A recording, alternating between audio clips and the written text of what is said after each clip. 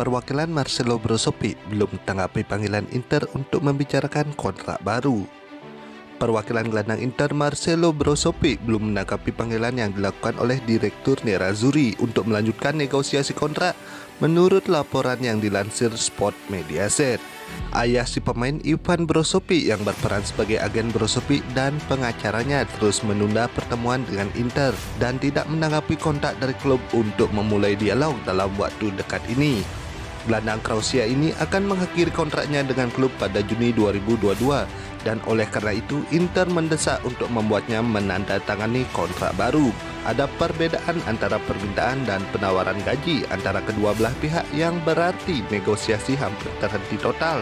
Inter ingin masa depan gelandang mereka diputuskan pada akhir 2021 sehingga mereka dapat mulai merencanakan masa depan tanpa Brozovic.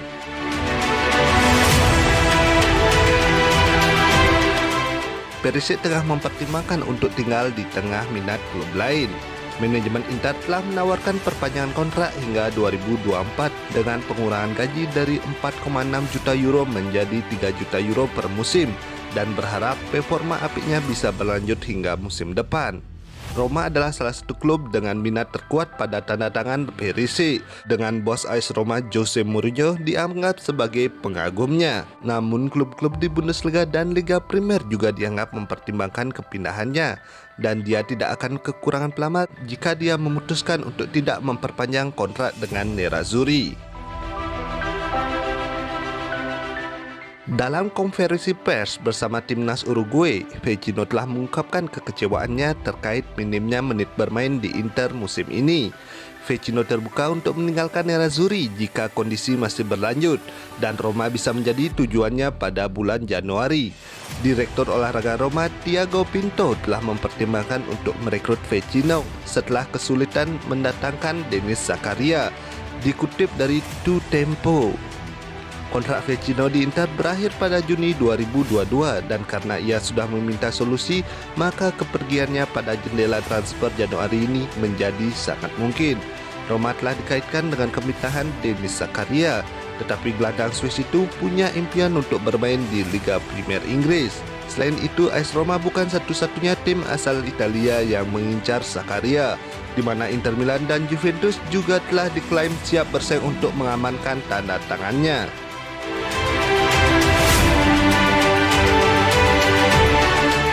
Meski sudah pernah dibantah, Stefan de Vrij terus dihubung-hubungkan dengan kepindahannya ke Tottenham Hotspur karena agennya Mino Raiola selalu menolak bertemu manajemen untuk pembicaraan perpanjangan kontrak yang akan habis Juni 2023. Tottenham tidak pernah berhenti kejar de Vrij karena mereka melakukan pendekatan via pelatih mereka Antonio Conte dan agen de Vrij langsung, dikutip dari Gazzetta dello Sport.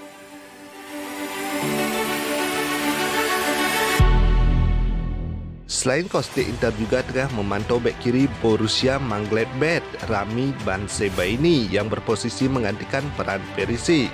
Kontrak bek kiri asal Aljazair di Gladbach ini akan berakhir pada akhir 2023 dan profilnya cukup disukai oleh manajemen Inter dan dianggap sesuai dengan kebutuhan jika ditinggal Perisic nanti. Selain Inter, tim Italia yang juga tengah mengejar jasa Rami adalah AS Roma. Dikutip dari La Gazzetta dello Sport, Roma telah menjadi salah satu klub yang sangat tertarik pada Bensebaini selama jendela bursa transfer musim panas dan bisa bergerak untuknya lagi, tetapi ada banyak klub Eropa lain yang tertarik selain AS Roma, tidak terkecuali Bayern Munchen.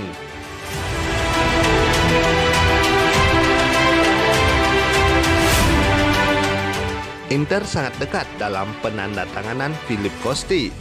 Alessandro Lucchi bisa sekali lagi berada di balik transaksi bursa transfer Inter. Calcio Mercato mencatat bahwa saat ini sudah ada beberapa pemain yang memperkuat Inter berkat jasanya, mulai dari Matias Vecino, Joaquin Correa, Edin Dzeko hingga Alexander Kolarov. Inter sebenarnya telah melakukan komunikasi panjang dengan perwakilan Philippe Kosti, pemain sayap kiri Serbia yang dimiliki oleh Eintracht Frankfurt. Pemain kelahiran 1992 saat ini tengah dibawa komando agensi Ramadani. Menurut rumor terbaru, ia akan pindah ke tim Lucci yang sepertinya telah menjanjikan dirinya untuk bergabung dengan Inter pada akhir musim. Nerazzurri sebenarnya sedang mempersiapkan revolusi dalam sisi kiri mereka, mengingat setelah 6 musim, Ivan Perisic siap untuk berpisah dengan Nerazzurri. Inter tampaknya telah menyalip sebuah klub dalam perebutan Philipp Kostic.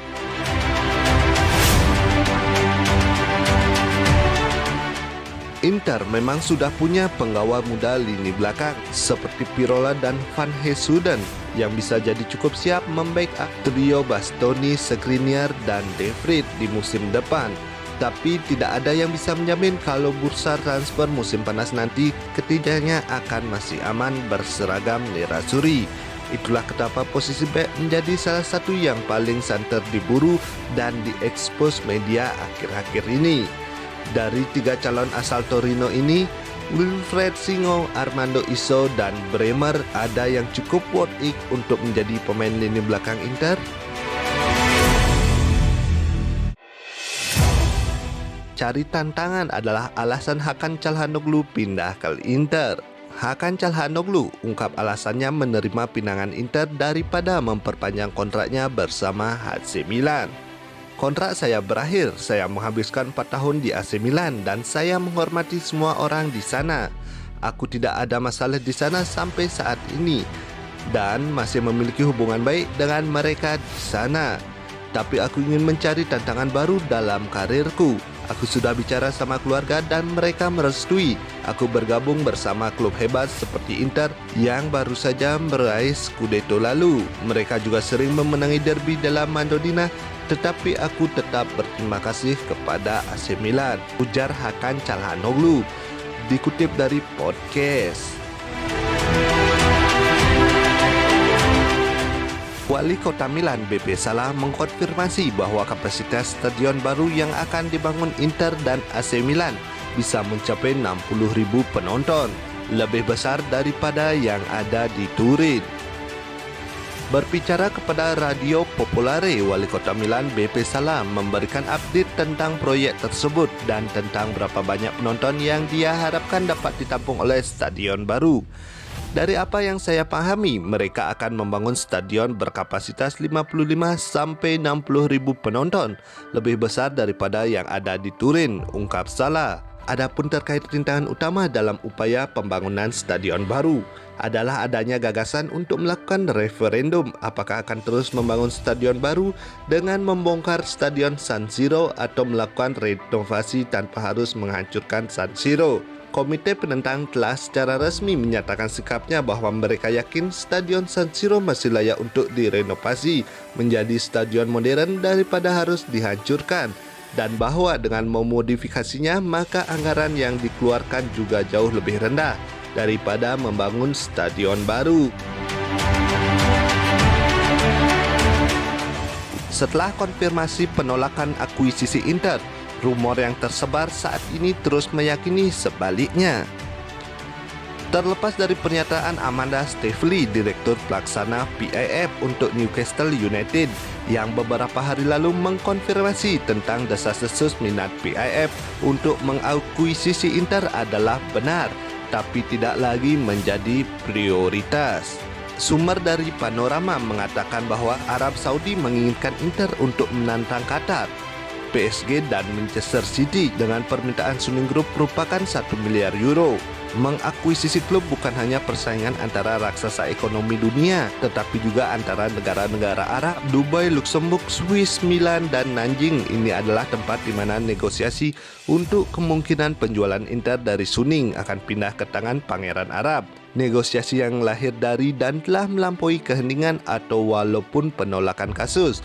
Faktanya, negosiasi terus berlanjut dengan diusahakan kesepakatan dapat tercapai pada akhir bulan November.